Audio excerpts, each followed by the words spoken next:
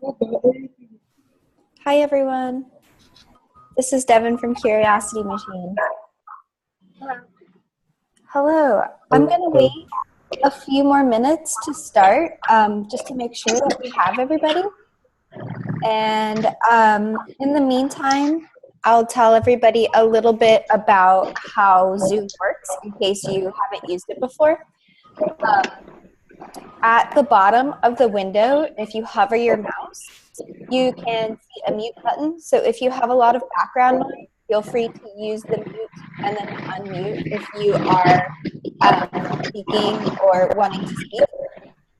There's also a chat bubble. So if you are able to join the chat, sometimes people put questions or ideas in the chat area. So feel free to pull that up also if you haven't yet.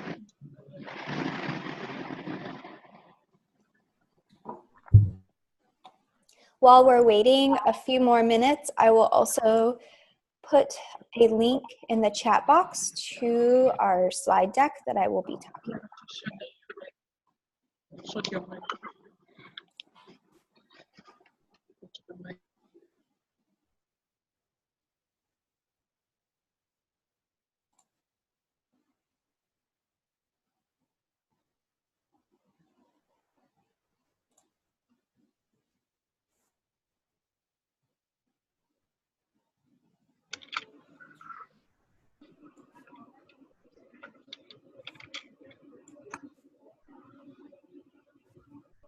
Okay, so I am going to go ahead and get started because I know a lot of you are joining from areas of the world where this is an unusual or late time.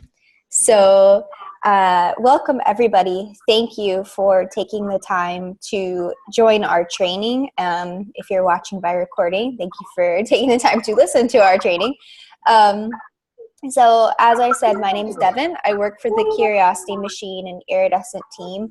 We have a few other team members that you're going to hear from today as well. What I'm going to do is jump in, and we're going to start with a little bit of an introduction to all of the people on our cohort. So I'm going to share my screen. I'm going to remind people, if you are in a place that has some background noise, to use that mute button in case you are wanting to speak. And let's go ahead and start.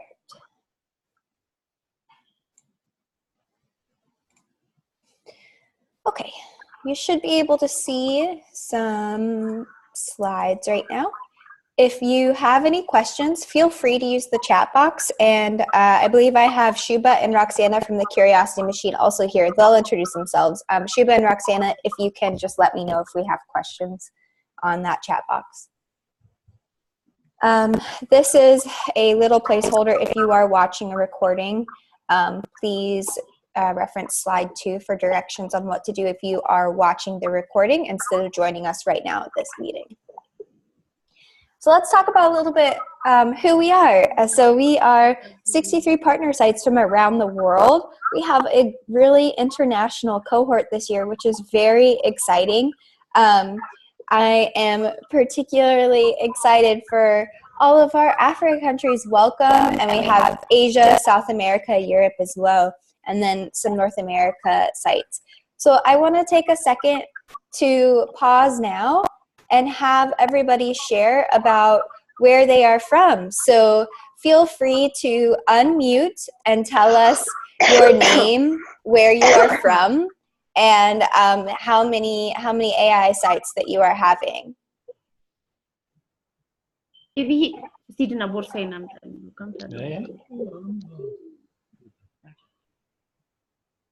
Well, if it's okay, I'm going to go ahead and start. My name is Moy Mendez, and I'm from Chicago, and we're excited to just be part of this initiative. And we're going to be hosting one site here in the south suburbs of Chicago. And yeah, we're ecstatic about the potential of teaching the fundamentals of AI. Welcome, Moy. Thank you. Pedro Carreño. I'm here from San Francisco and going to be working with one site in kind of the Bayview Mission neighborhoods of San Francisco.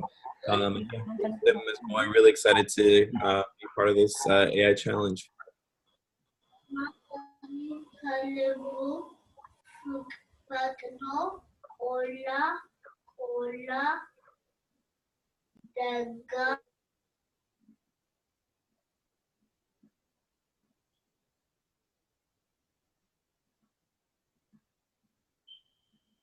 Hi, I am Samia from Morocco. I'll be working in one site, and I'm very excited to know more about the program. Thank you.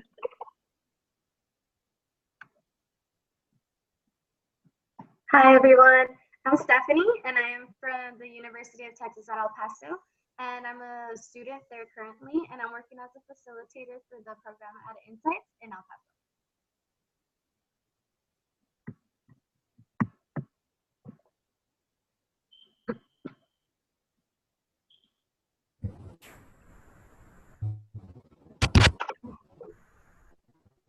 I could go next. I'm Lisa Davis, and I am in upstate New York at Westmoreland Central School. I'm hosting one site, and we are having some of our partner districts also participate. We're a very rural area, and we're really excited to be part of the program.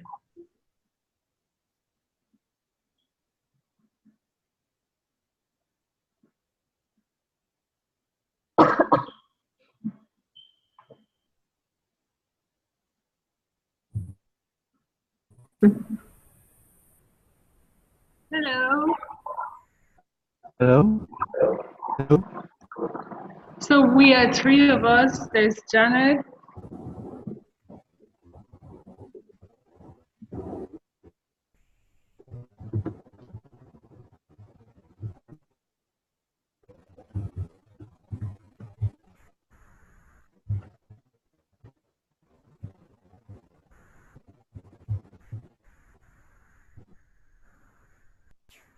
Hi, Janet. You guys broke out a little bit. I don't know if you can hear us still.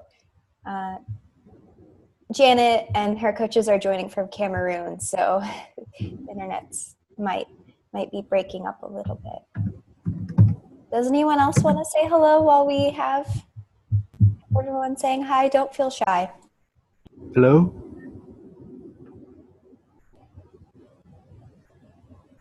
Hello? Hello, we can Hello. hear you. Okay. Hi, this is Sarah from Ethiopia, Eastern Africa, and I will be coordinating 5 sites. I'm excited to join and learn through the program and have a great time with families and kids here.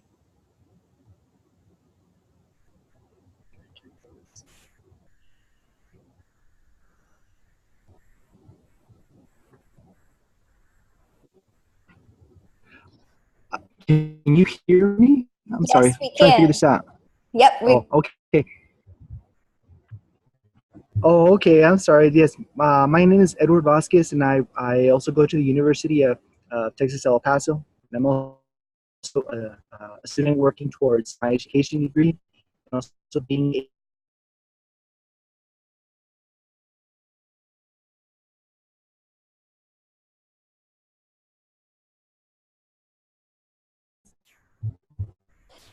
Welcome, Edward. You broke out a little bit, but that's okay. for the insights museum that we have, and we'll be having 2.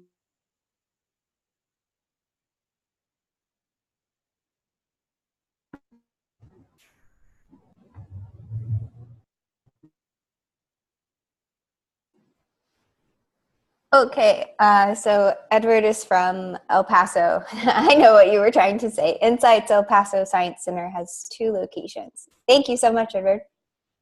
Do we have any other coaches? I think everyone has said hi. If we don't have any more coaches, we will have our Curiosity Machine team members say hi. I think we're ready. All right, I'll start. My name is Shuba. I work with the Curiosity Machine team.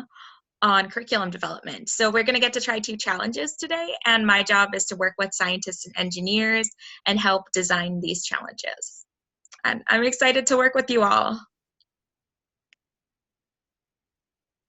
Hi everyone, my name is Roxana. I'm on the partnerships team with Devin. So I've been in communication with some of you. So the whole process of helping you guys get ready to run these programs and answer any questions you have. I'm excited to work with all of you. So welcome to everyone. Like I said, my name's Devin. You have probably received an email from me. A lot of my work on Curiosity Machine is to support our fantastic partner sites. We have been working at Curiosity Machine. Our whole team has been working very hard and are excited to meet you guys. And as you guys are starting to meet each other, you can see that there's a huge community of people around the world who are learning about this and implementing this program. And so I hope that as the training goes on today, even though it can be hard to speak up or chat something in our chat box, please don't feel shy. And it helps everyone when you have a question for you to ask it. So feel free to speak up today. I love that we have a lot of people that have their cameras working. I know some of us are in areas where the internet's not working well. That's okay if your camera's not working for that, but just really appreciate everybody participating today.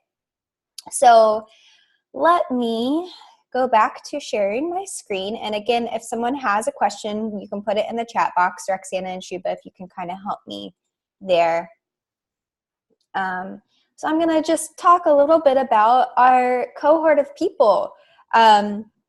So a lot of you have already taken our pre-survey, and we already have a lot of data about who our partners are and why they want to be a partner site. So a lot of our coaches this year have expertise in technology or business and want to share it with families, which is very exciting.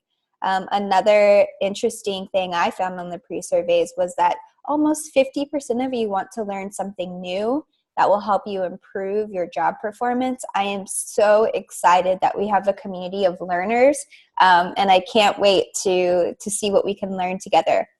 This other one, where are you coaching? I thought that this was an interesting one that I wanted to share. A lot of you are coaching from schools or science and technology museums. We also have some community and after-school centers.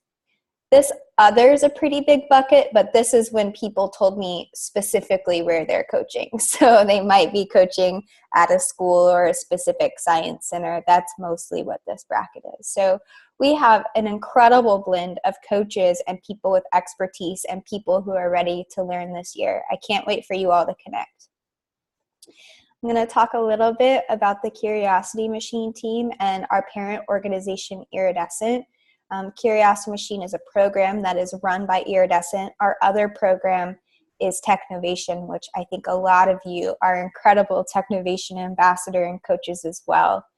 By the numbers, Iridescent has 30 team members. So our overall company has 30 team members with an impact of 35,000 people last year. And then our Curiosity Machine team, who's supporting this program, is about 15 people. So you've got 3 of us on the call, and you'll meet others as you go through the trainings and through the year. And last year, we were able to impact about 30,000 people around the world. Curiosity Machine has been working with sites around the world since 2010 to build this model. This is our first AI cohort. So welcome to our first AI official partners. You guys are it, and we are excited. I also linked how we evaluate and think about our model. We've done a lot of assessment and evaluation. If you want to click on this link later to learn more, I think that there's some interesting stuff in there. If it's possible, can people just make sure that they are muted, or Roxana or Shuba, would you mind? I think maybe you guys can mute people as well. I'm going to talk a little bit about why AI and why families. This is an ongoing conversation. This is just to get us started today. So why are we running an AI program? Why did we decide to focus on AI and bring this to families around the world? So the nature of work. The nature of technology is changing, and we're in a really unique place where it's not just children who don't know about AI. Most of the adults, the average adults in the world, don't know about AI, or maybe have a very negative perception. And so we wanted to empower people and help them to learn about AI and how technology is changing. Another reason why we are bringing this to our partner sites is underserved communities don't always have access to online learning tools. So we wanted to be sure our partner sites we chose our partner sites because we thought they were going to bring this program and the online learning and all of the tools to people who maybe would not be able to access it without this program. So you guys are doing, I'm trying to say, you guys are doing really great work. We are very excited to have you and thankful that you're willing to bring this to families around the world. Finally, we really wanted to support families. Learning is not just for children, and children are impacted a lot by their families. We wanted to build that lifelong learning mindset in families. So here's a little bit about our agenda for today. I'm going to talk briefly about the AI Family Challenge, the basics of the program. We're going to talk about the Engineering Design Challenge and complete the first design challenge. I hope a lot of you guys were able to receive your materials. It's okay if you haven't, but we will spend a little bit of time on our Design Challenge 1. We'll talk about managing the program. Since you guys are the program leads and partners, we will be giving you guys resources and tips on how to manage for the program. We'll do the second design challenge, and then we will talk about some resources and next steps. And it won't just be me talking today. I have faith that all of you guys will want to speak up, and you're going to hear a little bit from our Curiosity Machine colleagues as well. So this might be a familiar slide from you. The AI Family Challenge has a few components. So Curiosity Machine team, we support all of our partner sites and participants to complete the AI design challenges throughout 2018. So we do overall curriculum and resource creation, which you guys will be seeing as we walk through this training and the rest of the trainings in the year. We support our partners. We do website maintenance. So as you guys have realized, Curiosity Machine isn't just a program. We also have a website that we use to support the program. You guys fall into this orange pathway, over 60 partner sites leading the program with about 4,000 participants. And each partner site will have one or more coach that is leading with families. So Curiosity Machine doesn't ever lead programs. We support others around the world to lead programs. The other branch of this is like I mentioned, we have a website, and these design challenges are accessible to people who use the website. So we also support people to do the design challenges at home, or educators to lead with students. So who are our partner sites? So we carefully selected program leaders throughout the world, people that we thought would want to collaborate with us and take a risk and learn a little bit to lead the program with families. So a really important part of this program was that we wanted to bring it to families, not just students. So our partner sites showed us that they were up for the challenge of working with families. It can be challenging, we know that. And we also have a lot of partner sites able to implement at multiple locations, which is great. And you guys are integral to helping us to develop and improve the program. A lot of our program structure with our partner sites is to support our evaluation of the model and how to make it better. So to accomplish the goals, our team supports all of our partner sites to run the program. And each partner site has a dedicated Curiosity Machine liaison to support them. So you guys have already been talking to your Curiosity Machine team lead, and they are always there if you have questions or need support. I'm going to talk very briefly about the program goals for when I say stage 1, I mean the first 5 design challenges. So the first 5 design challenges that we are implementing and that we will be focusing on for these trainings, those are stage 1. In stage 1, our goal is really for the coaches to build their comfort organizing and leading the sessions. We know that this might be new or a different model than you've used before. So one of our goals is just to get all of our coaches comfortable with how to lead the program. Another goal for coaches is to find a rhythm of coordination with Curiosity Machine team. Like I said, you guys help us to improve and give feedback on the program. So we do build in time for our coaches to do that with the Curiosity Machine team. So another huge part of the program will be your families, your participants. We hope these first 5 design challenges help your families gain a basic understanding of AI and the concepts, the foundational concepts of AI. We want families to build their learning identity, so it might be new for families to learn together, and that might be hard for them. It's okay if the first stage families are really figuring out how to learn together, and we're going to talk a little bit more about how to support that in this training. We also want families to use the engineering design process as a method for solving hard problems. We're going to talk about the engineering design process, but we really want families to build their ability to solve problems together in this first stage. And then coaches and families should both become familiar with the Curiosity Machine website.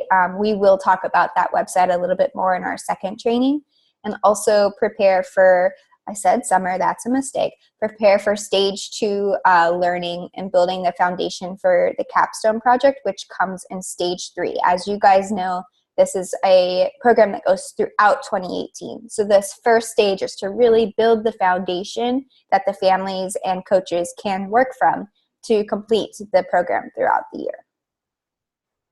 And again, if you have questions, I'm talking a lot right now. I'm trying to move into a time where there's not so much talking from me, but please, if you have questions, don't feel shy to chat them in to the chat box or speak up.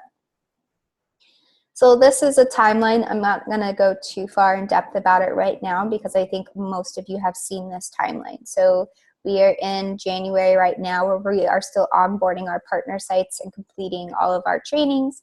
February through May is when you are implementing stage 1 of the program. It's a suggested 5 sessions around 10 hours. June through August is online learning. It's the next stage. It's stage 2, where families are completing 3 Curiosity Machine design challenges at home. You can also lead those at your site. It is your choice. But we felt like because we were working with a lot of schools, it would possibly need to be an online learning for stage 2. And then finally, stage 3 will be the capstone project.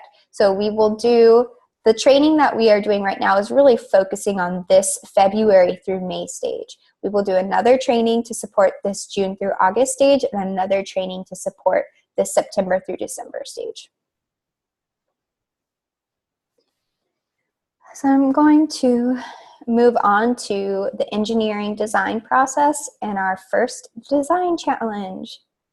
So when I say design challenge, some of you might be wondering a little bit about what that is. So design challenges are open-ended problems.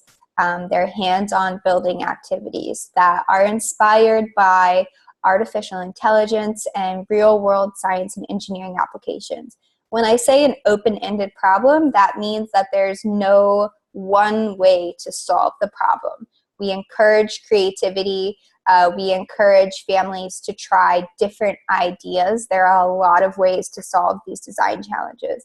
From these pictures, you can see that we try to use very simple and accessible materials. We're not just teaching children in this course, we are teaching adults. We want everybody to feel like they are able to jump in and try something new. So throughout 2018, it's about a 40-hour curriculum. It contains the hands-on building activities. It can be led by non-experts. It's okay if you have never led a program like this before.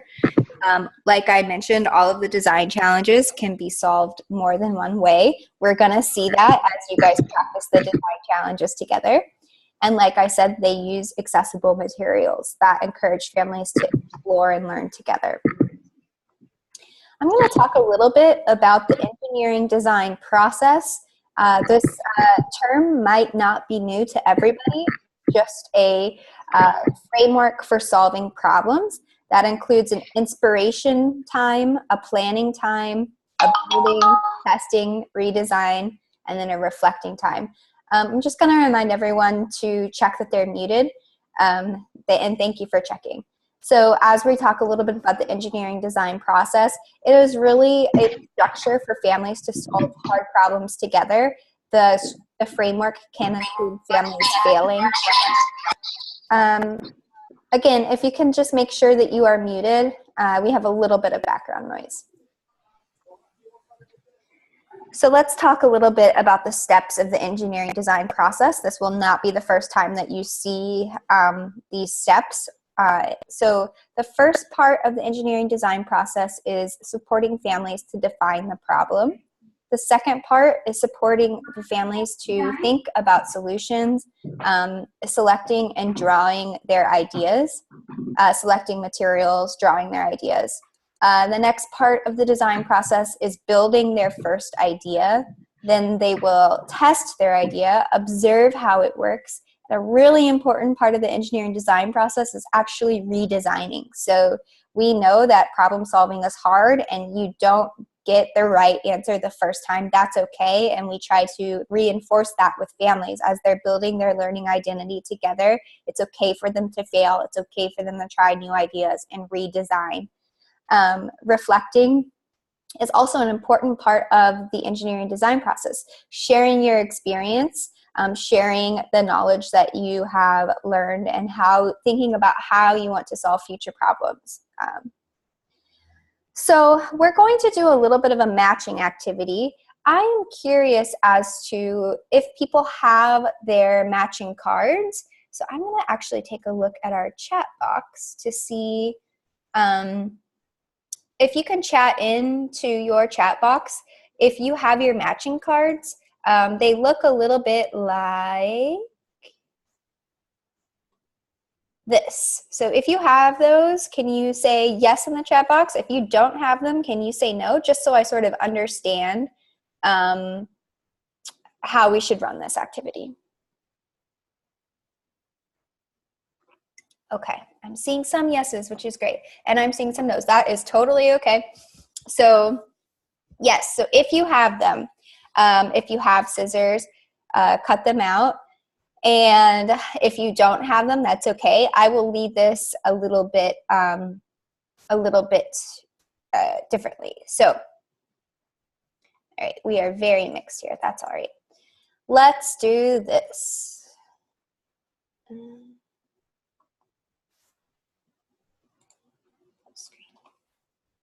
Okay, so these chat cards have different parts of the engineering design process on them. If you scroll down, you can see these are the different parts of the engineering design process that we talked about.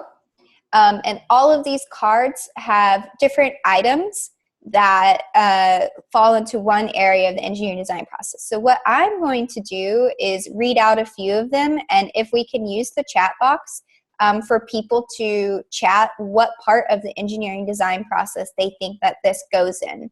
If you have the actual cards and are able to cut them out, you can match them to your graph down here. You can put the cards underneath. But if you don't have them, that's okay. Just chat in here. So defining the problem, is it one problem or several? What part of the engineering design process do you guys think that fits into?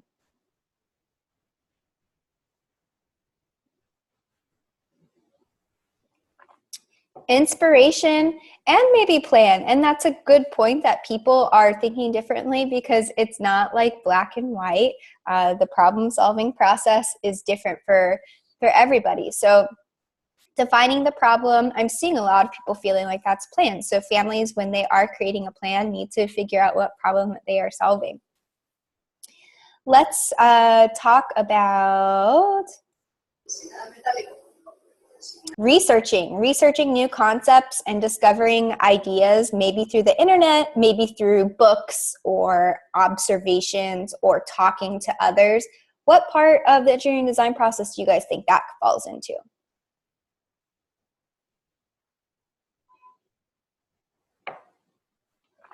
Also plan, yes.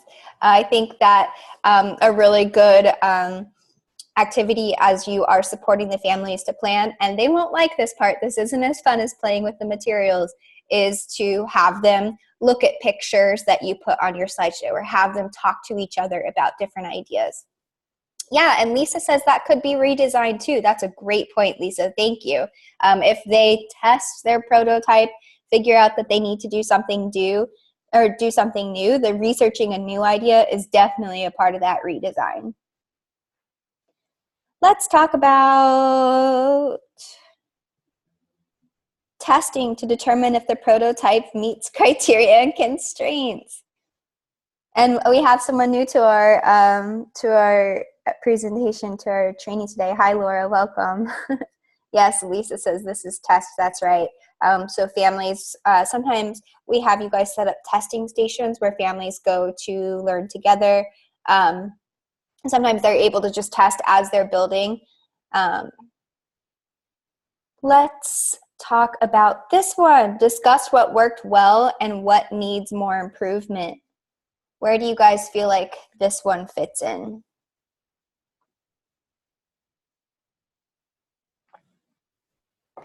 Yeah, this one fits in a few places. This could definitely be discussing what worked well. It can happen during test. It can happen during redesign and also reflect. So this one is a good one to, if you need to talk to the families or help them to think about what to do next, have a conversation about what worked well and what didn't. Let's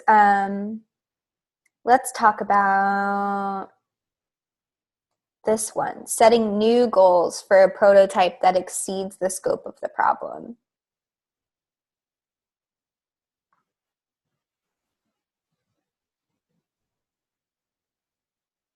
Plan, so maybe this is part of planning. This one, because I'm seeing new goals for a prototype that goes farther than the first problem, I think this is probably also redesign and reflect. It's having families apply what they learned to potentially a new problem. So I want to open this up now to see if there are any of these cards that you guys think are interesting or things that maybe you hadn't thought of that you want to build into your programs. I can find my favorite one right now. While you guys are thinking about which ones might be interesting to use in your program as well.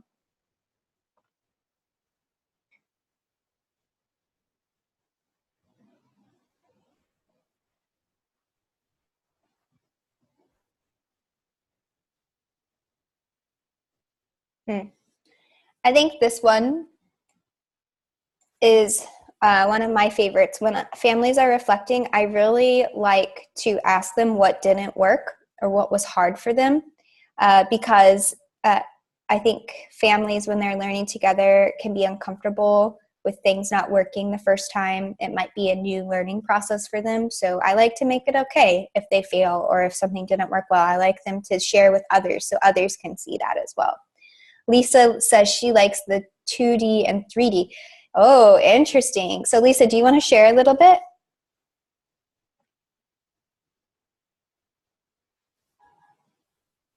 Lisa, you might be muted. Okay, we can hear you. Sorry. I'm just thinking that we have some ability to do 3D designs using iPads and some apps, so that might be an interesting thing to have the families do. Very cool. And Lorena, you mentioned understanding constraints. This one. Lorena, did you want to add on to that? Yeah, sometimes the families or the children, they don't understand the constraints and they have very high expectations and they get disappointed. So it's important that they understand we may not have enough time or enough materials, and so they don't get upset at the end. Yes, and Lorena, I love that you were actually calling out some constraints. So materials are a constraint. Time is a constraint. Criteria is, are you solving the problem in front of you? Do you have enough information? I think that's a great point and something that families have to practice as they work through their engineering design process. Okay. Thank you, everyone, for calling out your favorite, not favorite, but calling out ones that are interesting to you. I will link this sheet as a resource after our training. I think it can be useful to look through here, and you don't have to do all of these all of the time, but you can get some ideas for when you're leading your program. If you see your families are struggling for the planning process, you can look through here for some ideas about how to support the planning, or if they're struggling with redesign, you can look through here for some ideas as well. Yes, I think that's a great point. Lisa's saying that open-ended is hard. I completely agree. So those open-ended design challenges where I mentioned that there's no one right answer, that can be very scary for our families. And so part of the program will be, part of this first stage, like I mentioned, will be them learning to be comfortable with this style of learning and working together. That might not be something that the families have always done. All right, so I am going to move a little bit into our AI content part. So a huge part of this program is the AI content. We will briefly touch on it during these trainings, but it was very much embedded into the presentations and the Learn More one-pagers that you guys will have. So we're going to talk a little bit about it now, but know that this is not the only time we will talk about AI and the only resource we have. So I would like to just know how comfortable everyone is with the AI content. If you click on this link, we can see where people are at. So if you can say 1 through 5, 1 is very unfamiliar. It's okay if you're very unfamiliar. 5 is very familiar. I'm going to go ahead and submit so we can start seeing our results. So you can see that we have people at different levels of comfort. That's totally okay. You do not need to be an expert to lead these, or if you do have a background in AI or technology, you will be able to lend that understanding to your family as well. You can mentor them with that. So it looks like we have a mix of kind of unfamiliar and then some very familiar. That is interesting. So I do this also to make the coaches feel comfortable. I want you guys to feel comfortable and know that you're part of a community of people who are learning together as well. I am going to hand over the presentation to Roxana. Awesome. Thanks, Devin. Should I share my screen or do you want to keep sharing yours? If you can share your screen, that would be great. Okay, perfect. I think you have to unshare before I can share. There we go. All right. So now we're going to talk a little bit about, let's let this load. We're going to talk a little bit about the design challenges that we're going to be doing for stage 1. So here we've listed out all of the design challenges and kind of the big AI ideas. So for all of these design challenges, they kind of build on top of one another with the concepts, and you'll see a little bit about what I mean when we actually go over no wire circuit and safe stopping robot today. During training part B, we'll go over the last 3. With all of these design challenges, you should all have access to them. So you should be able to log in with your educator account and access the design challenges. We've also created a unit for you guys. And in that unit, you'll see presentations and learn more worksheets for all of these challenges.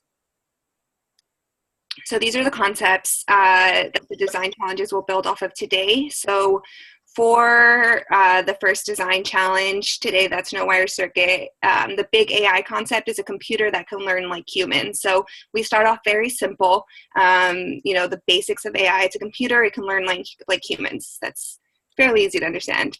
And then the second week, we start diving in a little bit more. So AI can learn by being taught. So now we have this thing that can learn by being taught. So all of these concepts are explored a little bit more in those individual presentations. So we definitely recommend that you go and look through them.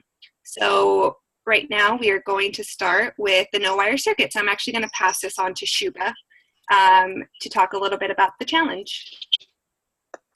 Cool. Do you want me to share my screen, or? If you want, then you can control it. Okay, cool. I'll do that.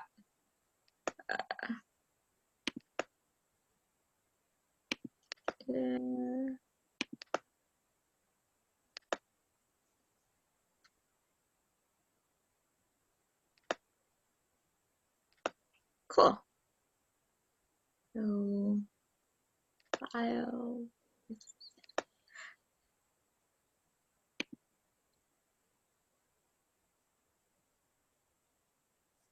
All right.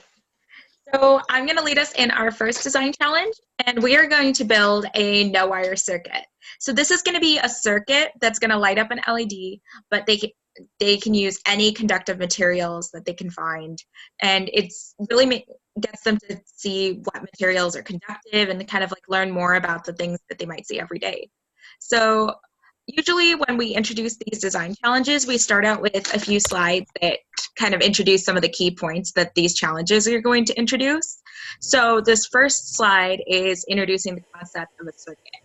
And it's a really simple definition that an electric circuit allows electricity to flow from a power source, so something like a light bulb.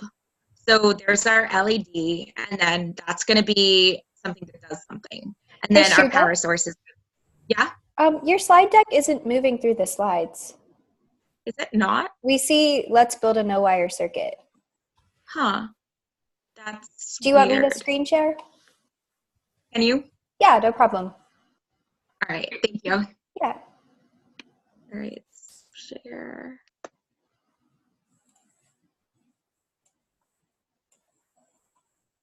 Okay, let me find the correct slide for us. Here we go. And just tell me when you want me to switch it, Shuba. Perfect. Thank you so much. Okay, so we have a few slides at the beginning of all of these presentations, and they kind of explain some of the key concepts that we're going to need in order to solve this design challenge. So the first one goes over, introduces the definition of an electric circuit, and an electric circuit is something that allows electricity from a power source, and I think that's a typo, but to something that does something, like a light bulb. So let's move on to the next slide. And this is another really important concept for this challenge, the idea of conductors and insulators. So every object has a different level of conductivity, and conductors are things that allow electricity to easily flow through them. So these are some of the objects that you're going to want to include in your circuit. Insulators don't allow electricity to flow through them. So that's kind of like rubber or plastic or tape, or like, so you'll notice like which of the materials that you've been given for this challenge are conductors and which are insulators. Let's move on to the next slide. So an electric circuit from that first slide that we went through has three parts. We have a power source. In this case, your power source is going to be a battery or a battery pack. We have conductors. So conductors are going to be mostly like metal objects in this challenge. And then we have a load, which is something that uses the electricity. In this particular challenge, our load is going to be an LED, and then you're going to get to try another challenge with Roxana later. And in that one, our load is going to be a motor. But yeah, so your challenge right now is to build a circuit that uses at least 3 conductors to light an LED, and none of your conductors can be wires. So you'll notice in this example, we have a bunch of different types of conductors. We have aluminum foil, we have a pair of scissors, so the metal in the scissors is a conductor. We have brass fasteners over here, we have a paper clip, we have keys. So all of these things are conductive objects. And you'll notice over here there's a hand that's kind of like holding it in place. So that's kind of to keep the circuit connected. So if that person were to let go, then it would break the circuit. So it would be like a switch. I actually built an example myself of a no-wire circuit, if you could see it. So some of the conductors that I used in this, so I used, can you see my screen? Cool. So I used a coin cell battery over here, and I actually used 2 paper clips to kind of make like a little battery holder. I use brass fasteners for mine, and I use little binder clips. And when I connect this binder clip over here, and then connect that, we get a light.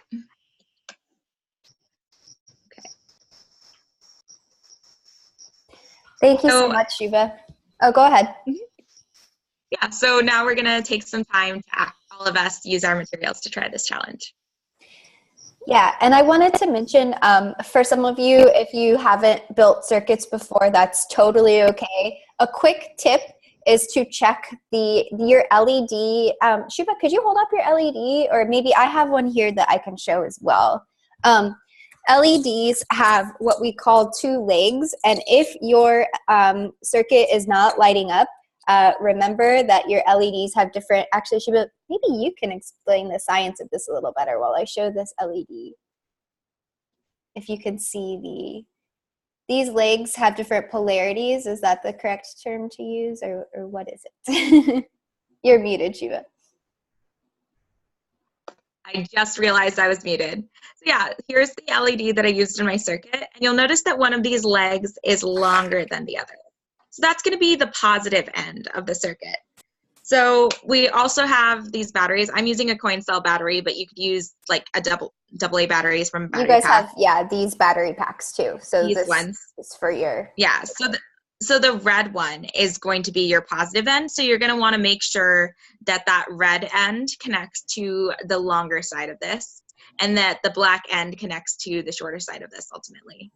And in that case, it'll light up. But if you switch it and get it in the wrong direction, it's not going to light up. Perfect. Thank you, Shuba. We've got a question from Moy. And that would be because the electricity flows in a specific direction. So electrons flow from one end of the circuit to another. So in order for this light to be powered, the electrons have to flow from this side to this side.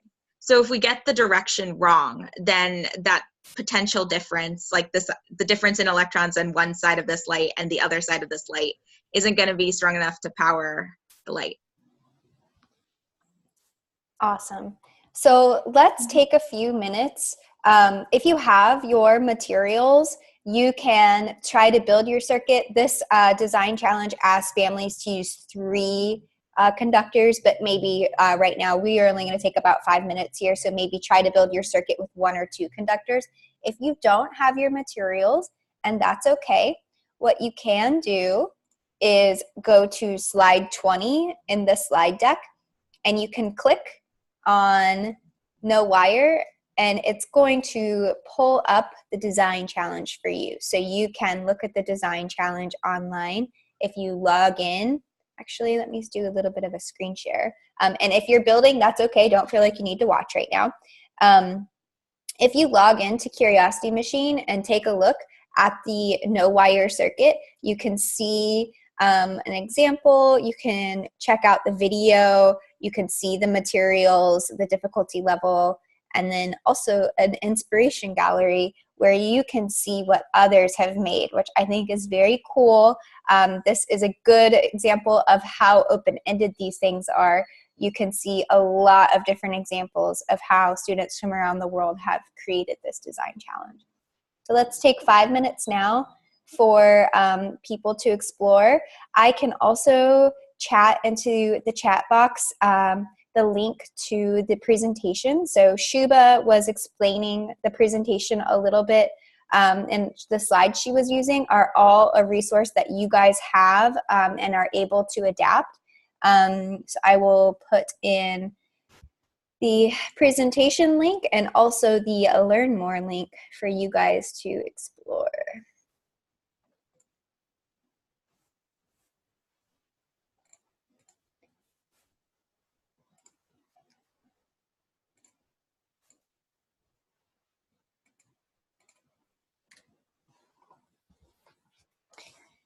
And we would love if anyone sees anything interesting or if anyone gets their circuit to work, for you guys to let us know. If you are unable to build right now because your training materials haven't come, please let us know if you're exploring the resources and you have a question. Otherwise, I think we'll take maybe 2 more minutes for people to do this. Oh, and Lorena has a picture I would love if you shared.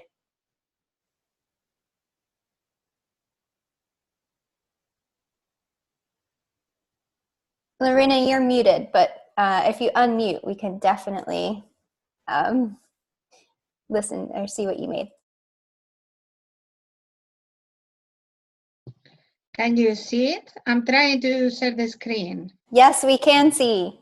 Yeah, it was fun. So we got it. You got it to work.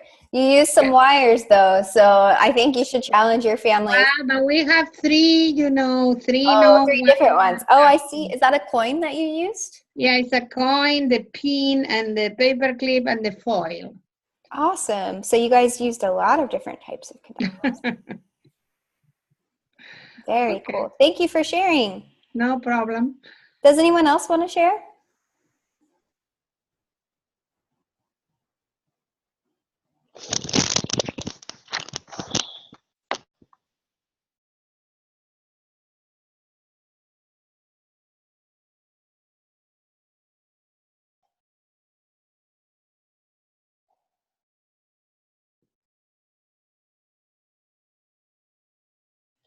Okay. I think what we will do now is move on to the next part of our presentation. It's funny because it's always the same. Nobody wants to stop creating their design challenge. And I can see you guys on your screen still working on your design challenge.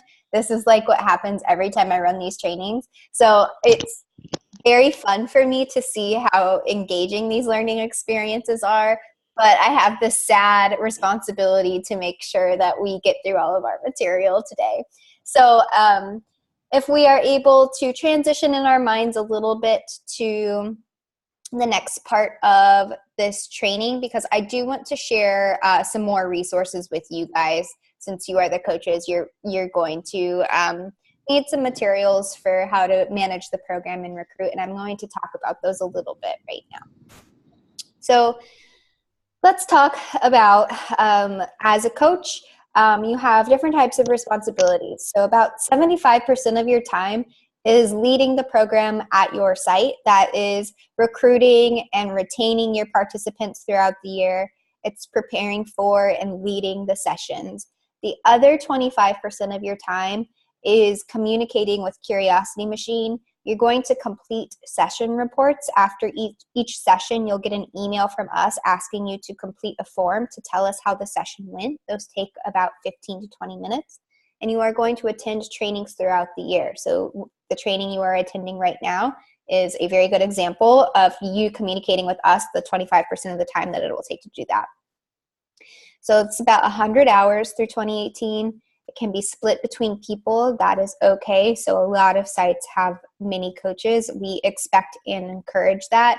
You can use this slide deck to train more coaches if you need to. I will be sending it out after this. Session coordination. So as a coach, there are a few things to remember as you are preparing to lead your program.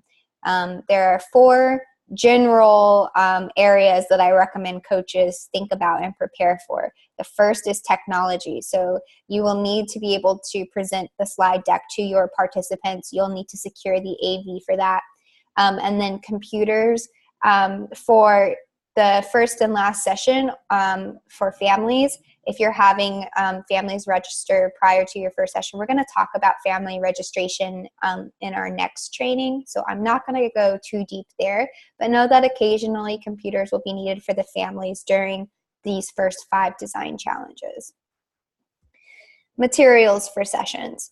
So you will need design challenge materials like the materials we were just using for no wire circuit. You will need those materials. If you're providing food, which most of you are because these sessions happen and we want to, they might happen during dinner time and we want to support families to come, you'll have to think about setting up for the food, ordering the food. Materials for sessions also include check-in forms. So we ask you to keep track of attendance and also the space for families. So if you need tables, if you need a location, those are things to think about if you're a coach. The next part is recruitment, and we're going to talk more about this Recruiting 30 families to participate, that can be a challenge for some sites. We have flyers and session calendars for you guys to adapt to tell families about your program, and also retention activities. It's not just about getting 30 families in the door one time. It's really about, when I say retention, I mean getting families to come to all of the sessions that you can. It's, let's see, 15 sessions throughout the year. We want to keep the families throughout the year. So thinking about how to encourage families to come back. Finally, communicating with Curiosity Machine. As I mentioned, there's a session report after each of the programs you lead that we ask the coaches to complete. And you'll hear more about that as we move through the training. So this is an adaptable session breakdown. Each of the 5 sessions, suggested 5 sessions, we would generally have a 2-hour format. So that would be this dark gray would be the 2-hour format. We recommend coaches at least come to the session 30 minutes early to set up for the session. The first session, if you haven't had families register already, have them come early to register online. Again, we'll talk about that in the next training, because there's some paperwork that families will need to do to register for the program. 2 hours total during the session. The first 30 minutes, the families are signing in, they're eating. The next 30 minutes, coaches present the design challenge and the families create a plan. The next 40 minutes, families are building and testing and redesigning what they created. In the final 20 minutes, families present what they made. They're really doing that reflection portion. And finally, after the session, we recommend cleaning up and completing your coach session report. So again, this is an adaptable session breakdown. I like to give this to you as a template, and then you can lead your sessions and break down the timings how you want. This is just a little bit of a support to see how we have done it in the past. So recruiting 30 families. We have some resources for you. If you have this slide deck open, you can click on these resources. Maybe I won't click on them now. But we have a flyer for you to edit and put your program details on. We have a calendar for people who have signed up for your program. You can send it home with the dates of your program. We have a slide deck. Some of you are having kickoff events or recruitment events. We do have a resource where you can edit a slide deck about the program. I want to see if there are any best practices that people would like to share. In the RFP, we saw some great ideas that I wanted to call out. I saw people over-recruiting to account for drop-off. Over-recruiting just means having like 40 to 50 families to start with and then accounting for some of the drop-off throughout the year. A lot of people are translating because they know that parents, in order to keep them engaged, will need a different language of instruction. That's totally okay. A lot of people are having kickoff events to publicize. A lot of people are serving food. We have some transportation plans. Some people are meeting on the weekends. All of these things are great ideas. I would love if anyone has other thoughts to maybe chat them on our chat box to see if there are other ideas that they have for recruiting and retaining families throughout the year.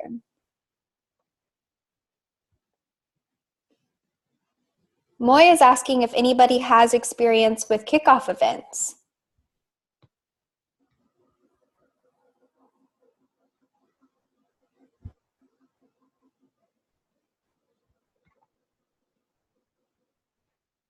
Does anyone, maybe it doesn't even have to be, so Lisa, do you want to talk a little bit about your kickoff events, or Pedro, what you guys are planning? Lorena's saying that they bring like a speaker, like someone to talk about the program maybe? Sure thing. I know one thing that we're planning on doing in San Francisco is hosting kind of like probably like a 4-hour event on a Saturday to have families come in, do some like pre-registration, get families in, and then do a little bit of a presentation of kind of what the challenge is going to look like, what it's going to be, then do like a design challenge with them to kind of get them some hands-on experience, kind of experience what it's like. And then one of the things that we're going to be doing is hopefully bringing in either some of the mentors that are going to be working with families or other individuals that work within technology or AI to kind of have a sit-down lunch with families after kind of the design challenge to get them interested and kind of engaged with individuals within this field who they might not necessarily be working with or have that connection with on a day-to-day basis.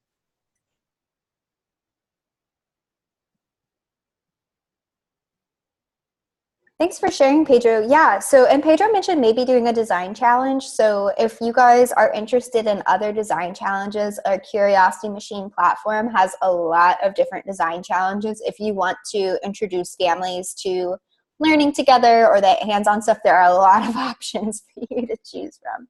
And you guys can run these how you want. So I saw Moy saying 4 hours. That seems like a lot. You do not have to have a 4-hour event. You don't have to have any kickoff event. It's really up to you how you want to bring this program. Oh, Lisa says she's done a few of our other design challenges. And can you talk a little bit about setting up different stations for people? We've done a kickoff event for one of our maker spaces and had families sign up ahead of time as to which stations they wanted to go to. So we've done the Balance a Dinosaur. We also had a build your own snowman and made fake snow and had different things like that for the kids and the parents to go between. We've done some squishy circuits with them before, but they sign up ahead of time. So we have like a 2-hour window and they go a half an hour at each station and we give them like 6 choices and they pick 4. So depending on the age of the students, depended on which station they rotated between. That's awesome. Thank you for sharing, Lisa. So I linked in the challenge she was talking about if you are interested. So that is one cool way to put in recruitment and get people excited is to have a kickoff event, but we also have flyers to send home, record sessions of training. That's very interesting. So Grateful is talking about how to support families with internet challenges, and she's saying that they record information and send it to families. That is a very interesting technique. Thank you for sharing that. Does anyone else want to share what they do to support families to complete programs? This has been a really interesting discussion, so thank you everyone for participating. And I think it's very good to see how people adapt the program for their own participants and their own families. It's okay to do what you think is going to work best for your program. So I am going to talk a little bit right now about coaching sessions. So you guys seem like you have some experience with leading sessions, which is exciting to see. During our program, generally if you're coaching the sessions, these are some overall things that our coaches do throughout the session. They announce and welcome the families. The coaches really are the people who make the families feel comfortable with the program. Our coaches present the design challenges and get the materials ready. They support the families to create plans. You guys can show examples of your design challenge to the families, or you can show pictures. And you guys lead a reflection at the end. We really recommend saving time at the end for people to talk about what they created. I'm going to go a little bit faster because we don't have a ton of time left. And I want to make sure we have some time at the end for questions. So these are some strategies for leading hands-on learning. If you haven't done hands-on activities before, here are some suggestions on how to support people. Like Lisa was saying earlier, the open-ended aspect can be hard. We expect that not all families will know how to do this immediately. So it's okay if you see families struggling to approach them and talk to them. You know, all of these things are all right. So I like to point that out. The next part of this is we're going to build our second design challenge. So if you have your materials, again, feel free to start exploring. Lorena, I hope that you built your safe stopping robot yesterday so we can see a cool example. And I am going to hand this over to Roxana for now so she can present our content. And again, Roxana is showing a slide deck that you guys have access to and will be able to edit as well. Yeah, hi guys. All right, so I'm really excited about this design challenge. It's one of my favorites. Like I said, these all build off of each other. So the first challenge that you guys saw was the no wire circuit, and I just wanted to say that one's a really fun one too. It can be intimidating to start working with the circuits, but the kids get really excited about it. They build very interesting things. I've seen kids build like a Christmas light and light up a Christmas tree and light up the light on the top. So there's a lot of different ways for kids to get creative with that one. So now we're going to go into the safe stopping robot. So all of these slides are pulled from that presentation that Devin was talking about. So like I said, make sure you have access to the site. If you don't, definitely let your program lead know, and we can get you all set up. We'll also go a little bit more over the site during our next training. So, we talked a little bit about circuits. So now how do circuits work? So a closed circuit is a circuit that is complete and allows electricity to flow. So we have the electricity flowing. When the circuit is closed, the light is on. So Shiva mentioned earlier, we're not using a light for our robot. We're going to be using a little motor. So you want to make sure that it's closed. So an incomplete circuit is a circuit that doesn't allow the electricity to flow. So when the circuit is open, the light is on or the light isn't on and our motor won't work. So this is the second piece that we're introducing to this. So we're building off of our knowledge of circuits and having a closed circuit, open circuit.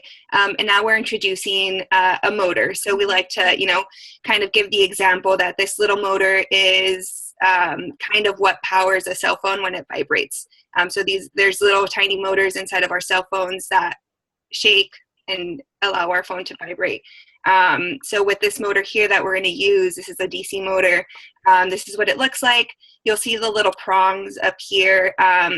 It's a little bit easier to complete your circuit with these because they're not polarized, and you can connect one side of the battery to any side of the motor. So you'll be using these little prongs up here, and I'll show you guys my example as well. And then this part down here, this is what's going to spin. So this is interesting. If you were to play with this motor and just try it out using your battery pack, it'll just kind of vibrate, but it won't move. So this part spins and allows your robot to move, but it's going to need to be offset. So this is what we're looking at here in this next slide. So once your circuit works with the motor, you will put a weight on your motor that causes your robot to vibrate. So in this image here, they use a gummy bear, so a candy, and they make sure it's offset. So they're stabbing the little gummy bear at one end so that the other side is bigger, and it can offset the motor, and it'll help it vibrate and move. So I think at this point, so this is kind of the testing area. So like we said, there's a lot of different ways that you can kind of run your challenges. One option is to have testing areas, so to have spaces like this around the room or in a certain part of the room where kids can come and test it, or you can have each kid build this on their own. But basically the testing area here has an insulative area. So the tape around it serves as insulative. So when the robot is on this area, it will no longer move. And the circuit opens when it moves onto the insulated area, sorry. I'm getting confused there. So the robot is going to move when it's on the foil, and it's going to stop moving when it leaves that area. Here you'll see the circuit is kind of built on top of the cup. And you have your conductive area, so your safe area. So let's take a look at an example. Let me stop sharing my screen. So I have my example here. Let's see if you guys can see it. So I have my robot, and I have my safe robot zone. So my safe robot zone is this part with the foil here. The not safe zone is everything outside of that. So we don't want our robot to go over there. So if you guys can see, it's moving in the area. It's only moving in one direction, so it's kind of staying in the safe area, but as soon as it moves outside of the safe area, it'll stop. So these are really fun to play around with. If we take a look at this here, So we'll see, let's see. So you can see the circuit is kind of built on top of the cup. So we have the circuit starting here. So the way it works, this is an open circuit. So it's an open circuit up until the point we put it here. So the foil touches both ends of the cup, and that's what's closing the circuit when it's on the foil. So my circuit runs from this binder clip up to here, and then we have the red wire. The red wire is what's touching the motor here. And then the next piece, I have a paper clip that's connecting to the other binder clip here. So this is my open circuit built on top of my cup. So it looks like a little robot. And it's closed when it's here. Does anybody have any questions about this challenge?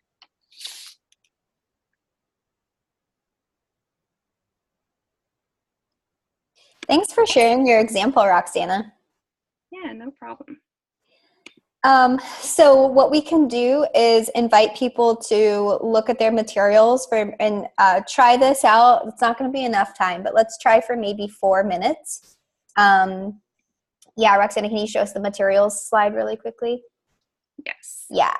So you guys will have your battery packs and play with the motors a little bit. These might be new for you. The glue sticks that you have are meant to be put on the end of the motor, sort of like Roxana's was like that. It helps it to move. Oh yeah. I don't know if I showed you guys, but my glue stick was offset. So it obviously, it has this longer piece here. So that's what makes it move. So the trick of this design challenge and the tips that we like to give are that the important part of this is getting a circuit that will open and close. And when, like Roxana said, when it's on that conductive surface, that conductive testing area, the circuit closes. So this can be a hard challenge for families, but it builds nicely upon the first design challenge where you're just creating a circuit with different types of conductors that are open. Yeah, and I just want to mention how important this slide here is, just listing the materials. So definitely edit it to the materials that you have on hand. I had some educators tell me how they really loved having this slide so the kids can visualize the materials and plan for it. So even though they had the materials on the table or in the room, they really liked the visualization that this slide provides. And then I'm seeing some questions about some great questions from Fabian about if you guys are going to have access to all of these materials, and the answer is yes. So I don't know if you guys have been able to check out your AI unit yet. We're going to talk about it more in a little bit, but all of these resources are linked for you guys. And all of these presentations you guys can download and, like Roxana said, adapt for you guys to use. Roxana, can you show the video? I also created a safe stopping robot. I'm very proud of it. So this is another example, and I like to show like different iterations of these things. Let me just get it up here.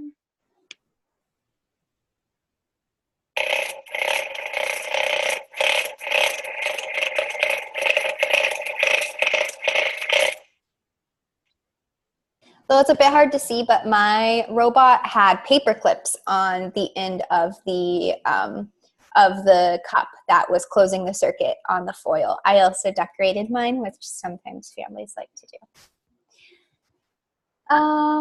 So let's take a few minutes. If you want to explore your materials, feel free to do that. I am also going to link the resources. So let me pull those up for you all.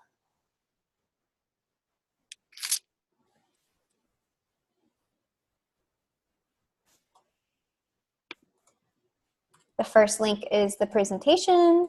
The second link is the Learn More, where we talk about this design challenge's connection to AI and how to encourage the planning and building, some tips for building. I also want you guys look at these slide decks. You are going to see a lot more around the AI concepts, a lot of activities around the AI concepts. Fortunately for these trainings, we had to focus on making sure you guys were able to complete the design challenges because they had like some tricky electrical parts, but there is a lot of information on the AI stuff as well on those presentations. So I'm going to invite people to share what they made. Lorena, did you have an example that you made? If we still have Lorena. Yay, okay. This is great.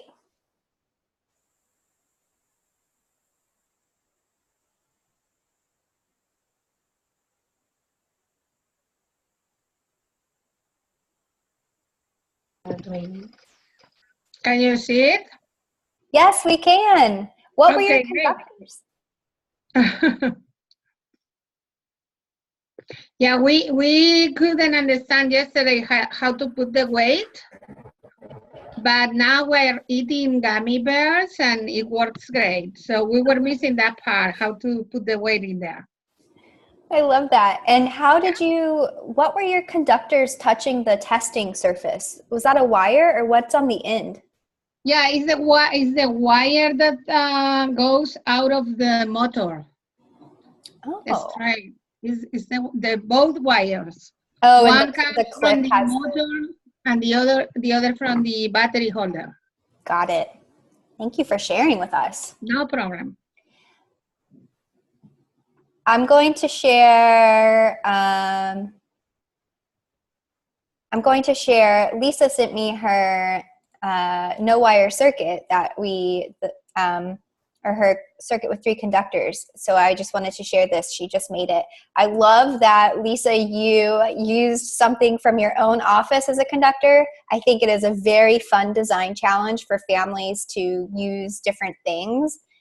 So you can see we have some foil and some paper clips and a pin, and yeah, some more foil to light up this circuit. So thank you for sharing. Do we have anyone else with questions or who wants to share before we move on?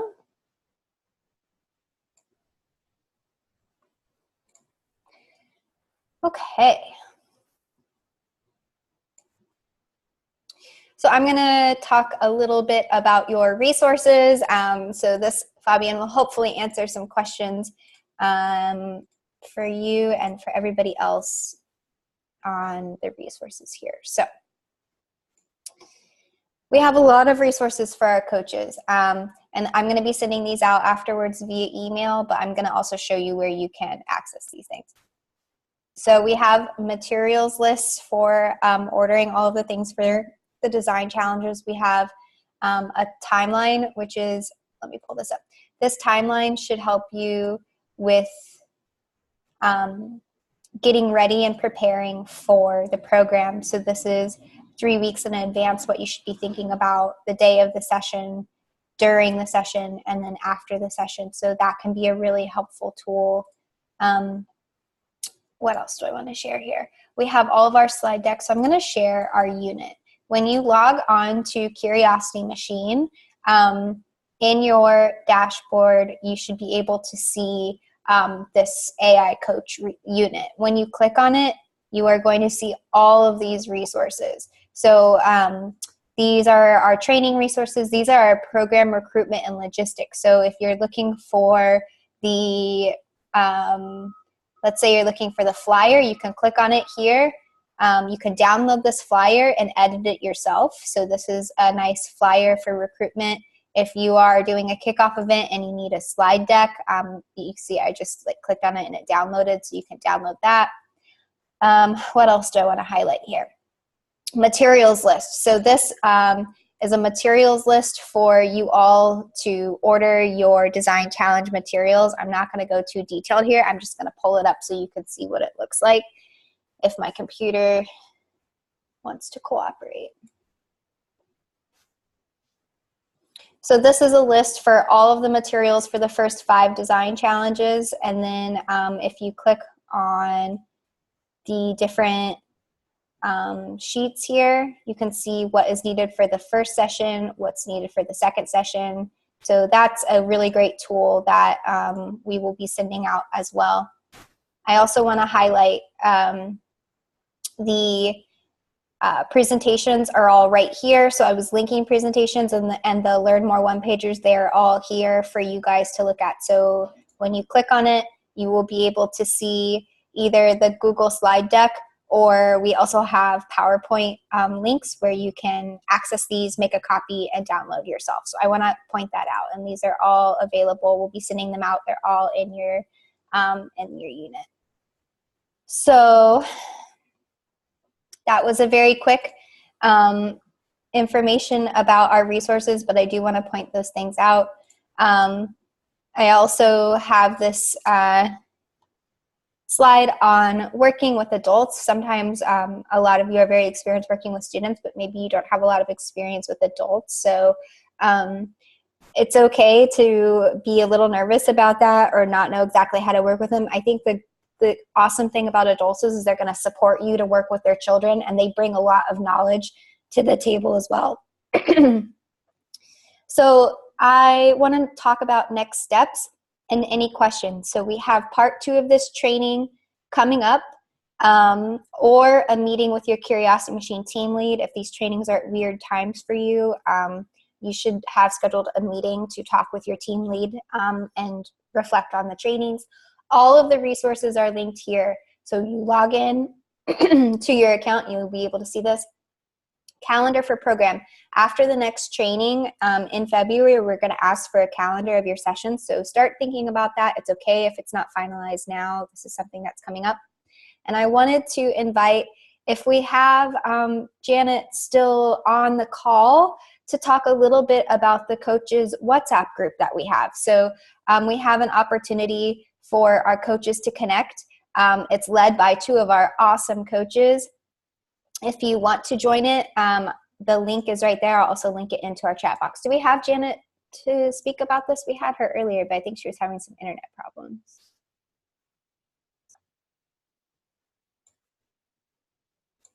Hi, Janet is here. Hi, Janet. Can you hear me? Yes. Hi, Devin. So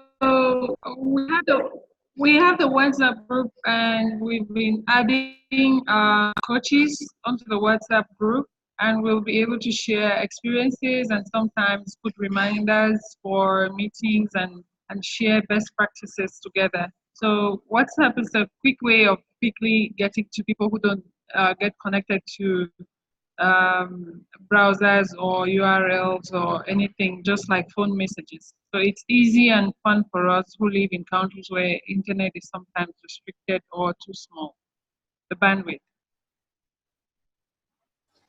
Thank you so much, Janet. And so Janet is one of our, can you hear me? Yeah. Janet's one of our coaches that is helping us to lead this. It's not required. It is optional and a great place for everybody to connect. So I linked where you can join if you'd like. Another thing that I wanted to mention is, and this, we have a social media kit that you guys will be getting after our next training. This is a preview. We have a Facebook group. If you would like to join the Facebook group, this is a more outward-facing public arena. It's moderated by our social media lead, Katie, who you guys will be able to meet in our next training.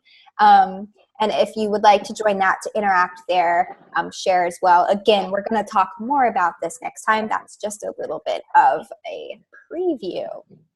So I want to see if we have, oh, we are timing so well. Do we have any questions from our coaches?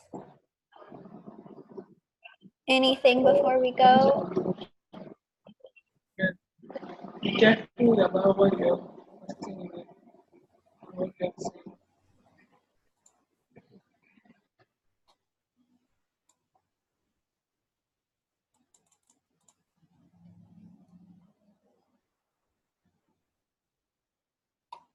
Sarah, do you want to elaborate there? I think that's an interesting thought. Yeah, I'm just concerned looking at some of the materials that we're seeing here. It's very interesting, but I'm concerned that whether I would be able to get those materials, you know, in a number of materials, and how you would be able to facilitate that from that end, or if there are other experiences, for example, from other African countries, if there are issues with accessing some of the materials like the battery holders and the LED lights, those kind of things. Yeah, Sarah, am definitely happy to connect after you research what the availability is in your country. And this goes for everybody. I know we have people in a lot of different areas of the world. So if you are researching and you see like, oh, there's no way for me to get a battery holder in my country, please reach out to your Curiosity Machine team lead and we will help you with that and figure out how to get those materials to you. So we will definitely be looking for that. And you guys have a little bit of time to research this. So thank you for bringing that up. I think it's a great point. Great. All right, great. Thank you. Yeah. Okay, Samia is saying, can we run some of the challenges in the same session? So that's a good question, Samia. This is adaptable to how you would like to do it. So if you're running an all-day event, there is definitely the ability to do more than one design challenge at a time. We generally recommend about 1.5 to 2 hours per design challenge. So you can lead these how you would like. That's just a general recommendation from us about how long it's going to take for families to work their way through the design challenge process. Do we have any other thoughts or questions? Good. I'm happy people are excited. It's been fun seeing what you guys are creating. And after this training is over, I will send out an email with some follow-up materials for you guys to be able to access. Our training number 2 will start next week. So if you've signed up for the one next week, you will be getting an email within the next few days also with lead-up materials for that. If you signed up for the one the week after, or if you need a recording of that, we will definitely be in touch. So if there are no more questions, I want to thank everybody for taking the time. I know this is a weird time of day for some of you, so really appreciate if it's nighttime or outside of business hours, everyone coming and participating and sharing with us what they created and their ideas. So thank you all so much and looking forward to the upcoming weeks.